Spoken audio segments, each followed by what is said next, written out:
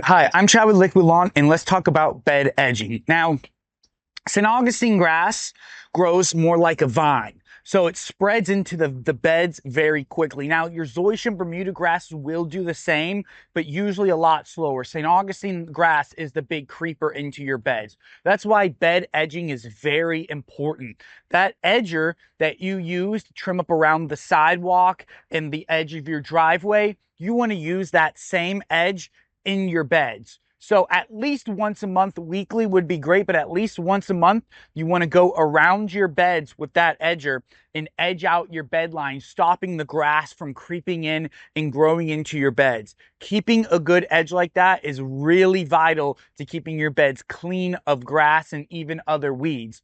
Another important thing is actual bed edging. Plastic, bed edging you can buy is very cheap, doesn't look the best, but it gets the job done. Paver edging is something that looks really good, easy to maintain, and keeps a barrier between your lawn and your bed. So there's some options in there to help keep it there. But if you're having trouble with your grass constantly taking over your beds, you want to use that edger blade and consistently edge up that bed to keep a nice, clean bed look.